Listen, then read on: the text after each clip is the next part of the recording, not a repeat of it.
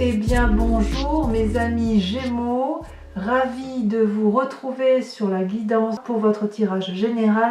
Vous avez deux arcanes majeurs, la tempérance, trois, le pendu et les chênes. Donc on va essayer un peu de dénouer tout ça, un peu parce que j'ai l'impression que dans votre vie, vous allez être surtout là marqué, dans votre vie bien sûr, vous allez être surtout marqué par votre esprit d'air, vous allez vous retrouver par rapport à vous-même, et puis on sent quand même qu'il y a une fin d'activité là, ou un repos mérité après une activité, et au niveau des sentiments, il y a à la fois un double face. Enfin, on va voir, on va avancer. Alors, vous entrez avec l'énergie de la reine d'épée. Donc là, on est clairement dans le signe d'air. À mon avis, ça vous représente, ou ça peut représenter un autre signe d'air sur lequel vous vous inspirez. Mais quoi qu'il en soit, vous avez cette énergie de la reine, de l'esprit. C'est-à-dire une personne qui a bien compris comment fonctionne son métabolisme intellectuel, qui a bien compris comment repousser les forces ennemies d'un point de vue spirituel, qui a bien compris comment fonctionne son environnement et qui a énormément de puissance. Vous voyez, cette personne-là, elle se dresse face à la société, le bâton ou l'épée qui est brandie devant elle, qui n'a peur de rien, c'est-à-dire qu'elle est capable de se frayer tous les chemins devant quelque problème que ce soit. Avec la reine d'épée, il n'y a pas de problème, il n'y a que des solutions, il n'y a que des capacités à se frayer un chemin dans les ronces, dans les bois, dans la montagne, on y va et on se sent protégé avec cette reine d'épée. Vous voyez cet immense dragon là qui crache du feu et qui entoure cette reine, donc on sent beaucoup de protection. La reine d'épée, c'est aussi la personne qui a un tel niveau intellectuel qui est capable d'entrer en transe, qui est capable d'accéder à certains phénomènes spirituels, à certains guides, à certains rêves prémonitoires. C'est quand même une carte assez puissante pour moi, la reine d'épée, puisqu'elle traduit un aboutissement intellectuel.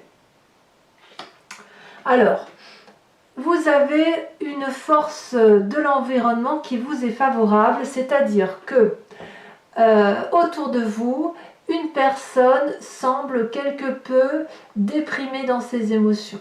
Ça vous est favorable. Pourquoi ?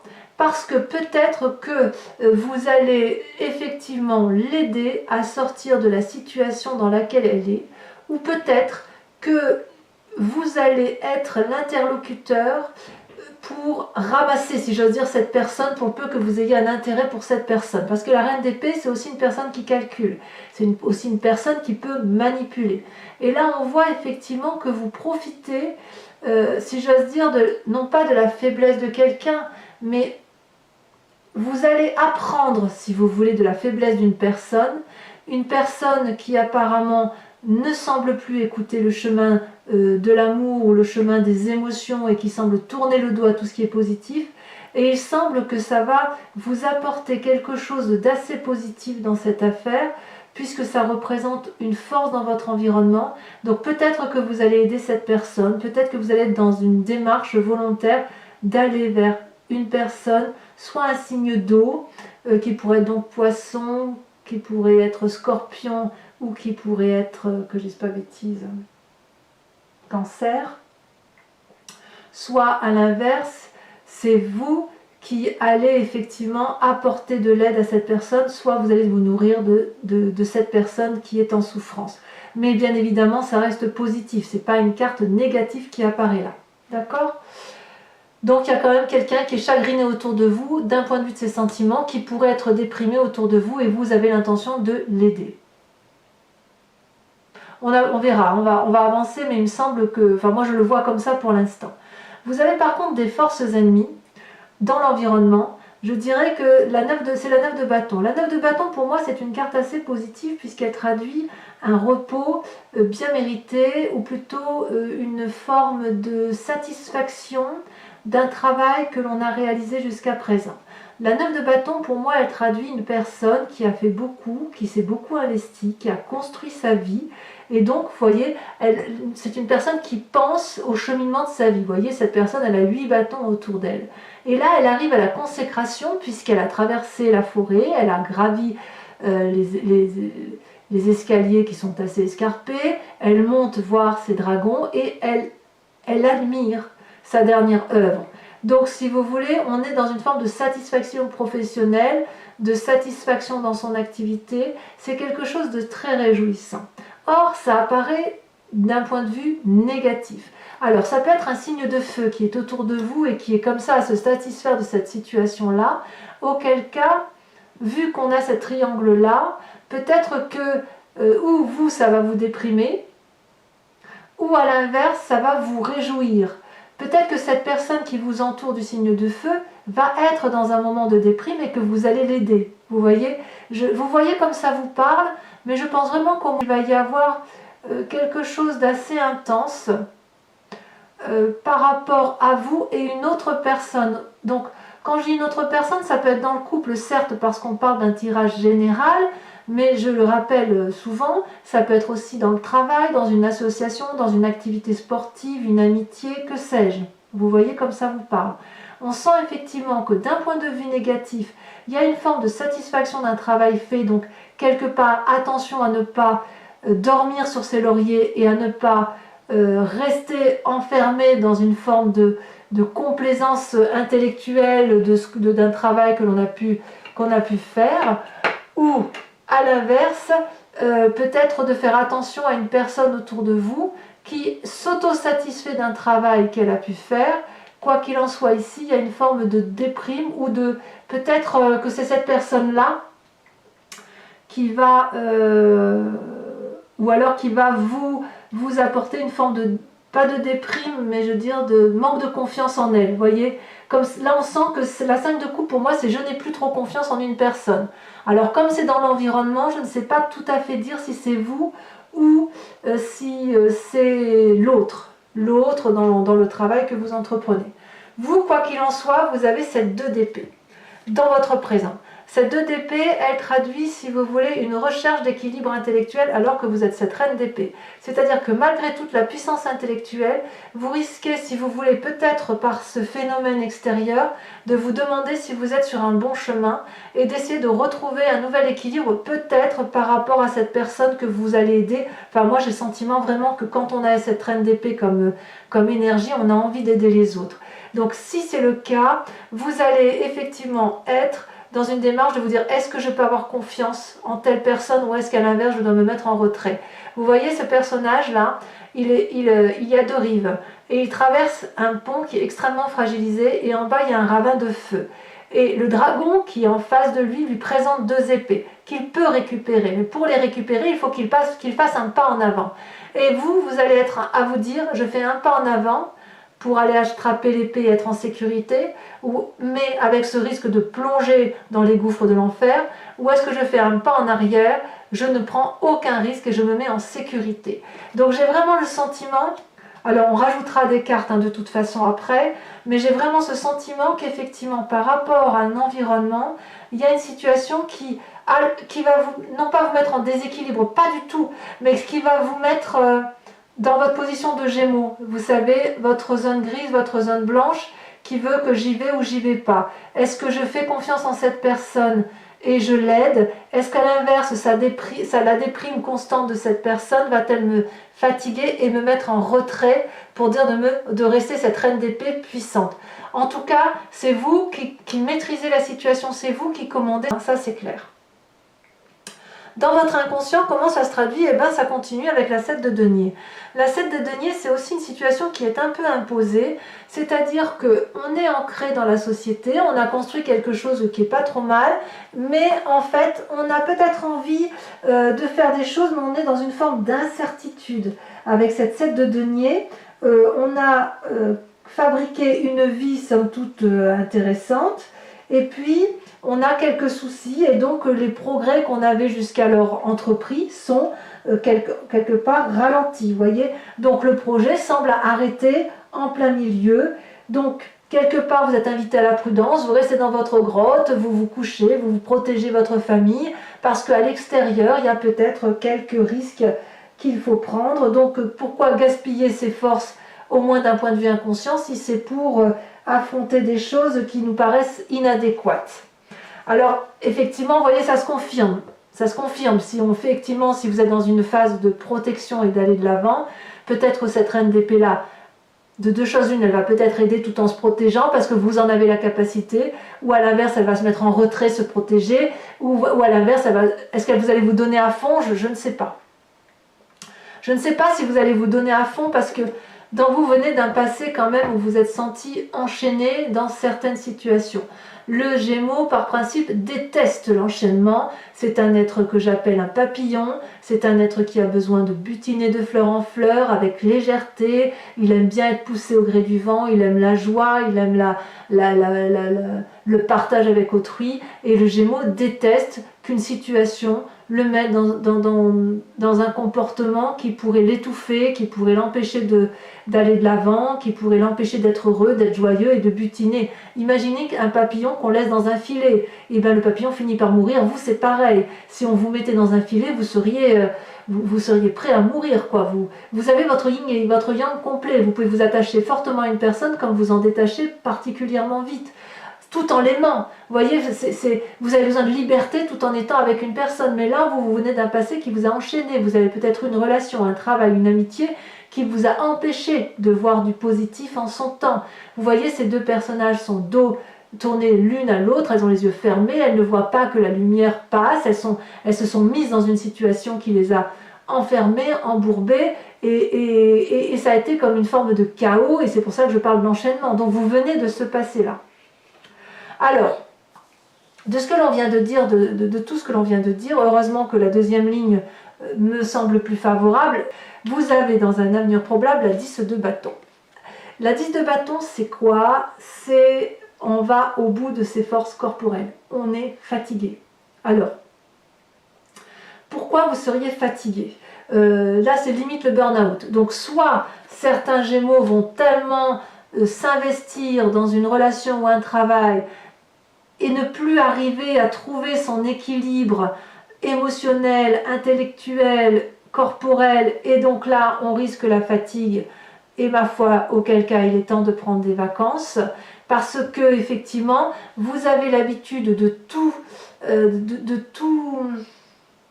comment dirais-je, vous pouvez tout faire, voyez, vous pouvez tout porter, il n'y a rien qui vous paraît difficile, mais là, j'ai le sentiment qu'effectivement, si cette personne-là faiblit, ça pourrait vous contraindre à une énergie, bien que vous en ayez la capacité, à une énergie qui puisse vous épuiser.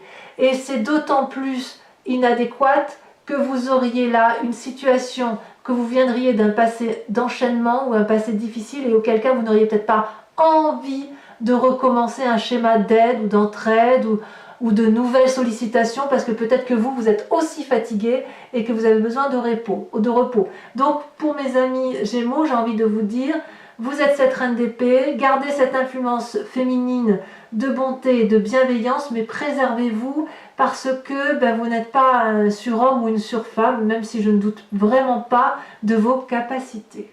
D'ailleurs, dans votre état d'esprit, qu'est-ce que vous voulez? Vous, c'est la 10 de denier. Vous voulez la réussite, vous voulez l'accomplissement, le travail, la joie familiale, la maison, le chat, le chien, les arbres, les pommes, tout ce que vous voulez. Vous, ce que vous voulez, c'est effectivement quelque chose d'assis, de sûr. Vous ne voulez pas de quelque chose d'incertain, quand bien même vous avez besoin de liberté. La 10 de denier, voyez, regardez ce couple qui rentre paisiblement dans un château qui est éclairé sous la bienveillance et la surveillance d'un dragon. C'est puissant. Le couple là est uni, le couple est fort, il est solide. Et les chats là sont en sécurité. Tout le monde est en sécurité là. Et vous, dans votre état d'esprit, ce que vous voulez, c'est cette sécurité-là. Peut-être que vous l'avez déjà et que vous ne voulez pas la perdre. Auquel cas, si vous ne voulez pas la perdre, vous allez déployer toute l'énergie qui est possible et imaginable d'imaginer, d'accord ? Tout en essayant de vous préserver. Et d'ailleurs, dans votre présent, vous tentez de vous préserver. On sent qu'il y a une forme de méfiance. Alors, est-ce que cette méfiance, elle est due au fait que vous avez cette connaissance parfaite de l'intellect, de la connaissance intellectuelle de vous-même et des autres, que vous allez vous protéger parce que cette personne-là, vous vous en méfiez. Vous vous en méfiez. Enfin, j'ai une personne, ça peut être plusieurs autres personnes. Hein. Alors, qu'est-ce que dirait la famille et les amis? Je vous dirais, la famille et les amis, ben, ça vous tempère, ça vous rend prospère, ça vous rend joyeux, ça vous rend harmonieux. La famille et les amis me semblent extrêmement importants pour vous. Vous voyez, ces trois dragons-là forment un nœud coulissant, le nœud coulissant celtique, qui assure l'harmonie corporelle, l'harmonie émotionnelle, l'harmonie spirituelle. Tout est bien là, vous voyez, c'est l'équilibre. Donc, si vous êtes un peu contrarié dans votre travail, dans les amitiés ou que sais-je, recentrez-vous dans votre famille qui va vous apporter cet équilibre nécessaire entre votre part sombre et votre part blanche. J'ai l'impression que vous n'avez vraiment pas envie de jouer, si ce n'est peut-être éventuellement d'influencer les décisions ou d'influencer un collègue de travail ou une association ou un associé, un collègue, que sais-je, une amie, pourquoi pas, d'influencer cette personne pour qu'elle aille dans un sens qui vous soit favorable. Parce que vous ne voulez pas retourner dans cet enchaînement et vous ne voulez pas aller à l'épuisement. Donc, si vous vous sentez contraint d'y aller, ben écoutez, allez-y, mais prenez garde à vous, ressourcez-vous en famille parce qu'effectivement, dans votre état d'esprit, la famille semble sacrée. Alors, les conséquences de vos actions et de vos pensées. Si vous gardez effectivement cette reine d'épée, c'est la 10 de coupe. Donc ça, c'est pour vous-même. La 10 de coupe, c'est la réussite émotionnelle, c'est la réussite familiale, c'est la réussite en amour. Vous voyez, ce couple-là, il est uni, il est aisé, il a 2 enfants, les enfants sont heureux. Devant eux se dresse une table où il y a 10 coupes, desquelles sortent un arc-en-ciel coloré. Tout est merveilleux, c'est l'accomplissement. Et regardez, c'est quand même autour de la carte de la famille et des amis. Donc la 10 de denier, la 10 de coupe, c'est la réussite parfaite. Donc, malgré ces difficultés passagères, vous allez être bien soutenu, vous voyez.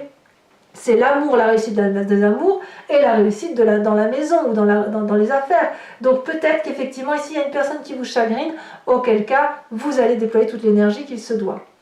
Quelles vont être les conséquences des actions et de vos pensées sur l'environnement? Eh bien, regardez, c'est là que la reine d'épée prend tout son sens. Vous allez mettre autour de vous des personnes dans une situation de pendu, à moins que ce soit vous qui soyez dans cette situation de pendu. Mais j'ai envie de vous dire que ça pourrait être les autres, puisque effectivement, vous ou un autre, vous me direz ce qu'il en est, mais va mettre une personne ou vous-même dans une situation de « je ne sais plus où je vais ».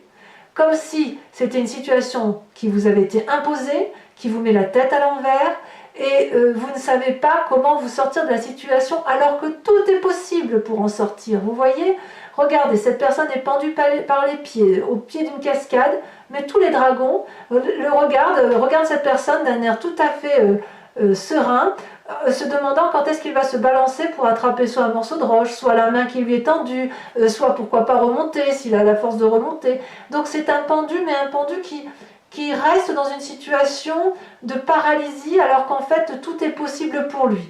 Et avec cette reine de denier, j'ai envie de vous dire que ça fait quand même 2 reines, hein, et pas des moindres. La reine de denier, c'est la personne, si vous voulez, qui a assis sa situation financière, qui n'a rien à apprendre de personne, qui s'est matérialisée, si vous voulez. Vous voyez cette robe là qui coule sur la terre, donc elle est matérialisée par la terre. Elle sait bien manier l'argent, elle est critique, elle est exigeante. Donc c'est une occasion, si vous voulez, pour vous de faire de grands profits après une longue phase difficile. Donc il y a ici effectivement des projets d'avenir. Maintenant la question c'est est-ce que les projets d'avenir vont être paralysés, reportés à cause de cette personne-là qui vous paralyse, qui vous fait faire 2 pas en avant, 2 pas en arrière, ou est-ce que c'est cette personne-là qui va vous aider à vous sortir d'une situation dans laquelle vous êtes paralysé? À vous de me dire, à moins que ce soit vous qui ayez cette puissance-là et qui va mettre l'autre dans une situation de pendu et là, auquel cas, vous pourriez gagner. Alors, on pourrait dire effectivement que vu qu'on a quand même la 10 de bâton qui traduit une certaine fatigue, ça pourrait être vous. Bon, je ne sais pas trop, on va recouvrir les cartes. Donc, les cartes, je les recouvre avec le tarot des 78 portes. J'ai l'impression vraiment que entre les deux, votre cœur balance. Hein, c'est j'y vais pas. Alors, sur cette 10 d'épée, qu'est-ce qu'on a? Oh, celle-là, elle a sauté. On a la 4 d'épée. Tiens donc. Vous voyez, c'est ça. Un coup j'y vais, un coup j'y vais pas. Un coup je me sens puissant, un coup je me sens faible. Sur cette 5 de coupe là, celle-là elle saute. Qu'est-ce qu'on a? On a la 2 de bâton. Eh oui, ça attire une curiosité. Sur la 9 de bâton, donc votre force ennemie, qui pour moi normalement est une force. Oh, on a quand même la cavalier de bâton. J'ai presque envie de dire que cette faiblesse n'en est pas vraiment une. Hein. Sur la 2 d'épée, sur cette recherche d'équilibre, regardez, on a la 7 de denier. D'accord. Sur la, eh bien, vous voyez, 7 de denier, 7 de denier.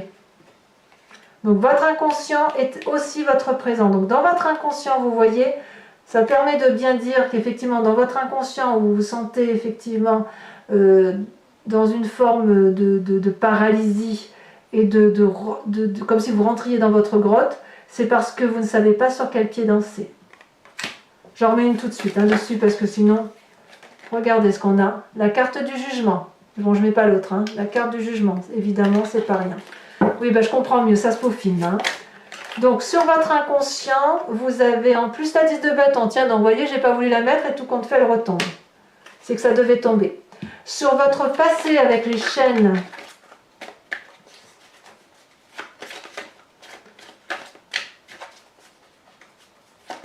j'ai envie de vous dire que si vous avez de l'hésitation, ce sera temporaire, j'ai l'impression.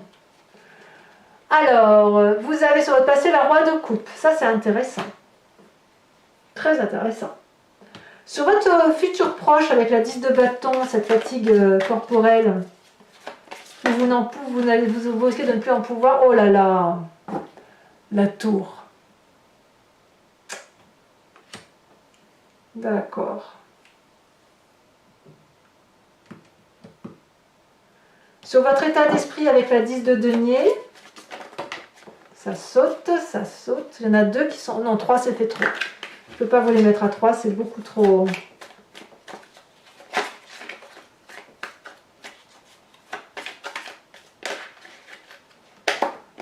Ah, ça me plaît beaucoup. La tempérance. Vous voyez, la tempérance, elle ressort ici, elle ressort là. J'en remets une immédiatement. Donc, on voit que vous allez vraiment vous ressourcer en famille. Regardez, la 4 de bâton. Sur la famille et les amis, qu'est-ce qu'on a? Celle-là, elle saute. La 5 de coupe. Vous voyez, cette 5 de coupe, elle ressort ici. Elle ressort là. J'en remets une. Hein. Et on a la lune. Incroyable. Sur votre... donc les conséquences des actions sur vos pensées. Les conséquences des actions et vos pensées, par contre, pour vous-même, vous avez... Il y en a 2, je vais les mettre à 2. Hein. Vous avez la carte de l'empereur et la 4 de denier. Oui, moi ça me va. Et enfin, sur les conséquences de vos actions et de vos pensées sur l'environnement,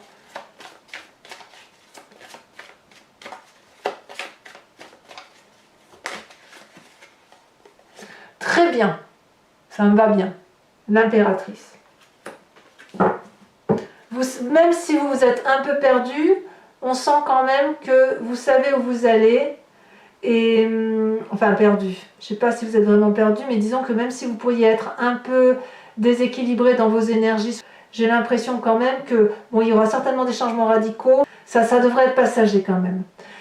Pensez à une question précise et j'y répondrai avec le grand jeu de Mademoiselle Lenormand. C'est parti.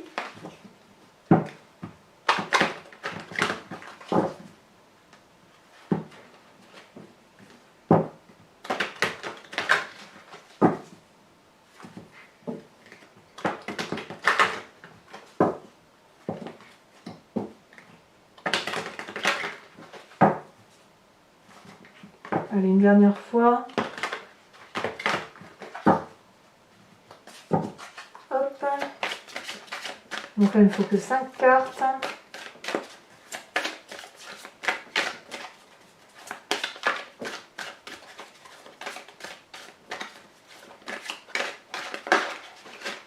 Il y en a trop. Les cartes ici, elles veulent parler. Voilà. Non, j'en ai trop encore. Ah, celle-là, elle saute. Nous avons la consultante. Tiens donc, tiens donc. Donc, je la mets au milieu. Non, je la mets là. Je la mets là parce que c'était là que j'avais prévu de la mettre. Tiens donc. La consultante ou le consultant avec un esprit féminin. Nous avons la 5 de carreau. Ensuite, ouais, vous êtes peut-être un peu tourné sur vous-même parce que je pense que ça vous est nécessaire. Regardez, ici elle a tombé. Nous avons la 6 de cœur. Ensuite, nous avons la dame de carreau. Ouais, il y a de la ruse. Hein. On sent qu'il y a de la ruse. Oh là, celle-là, elle a sauté. Nous avons la 2 de trèfle. Elle est passée inaperçue, celle-là. Et enfin, la dernière carte.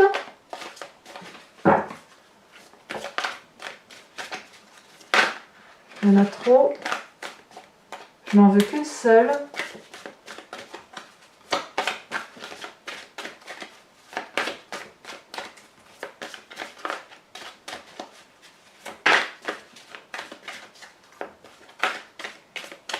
Voilà, elle ne veut pas sortir. Oula, elle est sautée. Elle a sauté, ça va. Nous avons... Oh, ça c'est joli ça. La 8 de trèfle. Alors, évidemment, je vous propose d'être influencé par l'oracle des druides, qui est une invitation à revenir aux sources et à vous pénétrer d'un animal totem. Je sais pas si je vais pouvoir.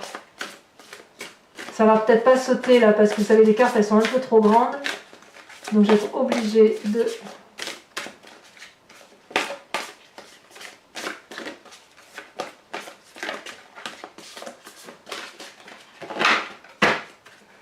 Alors, de quel esprit le Gémeaux doit-il s'influencer? Est-ce qu'il y en a une qui veut sortir plus qu'une autre?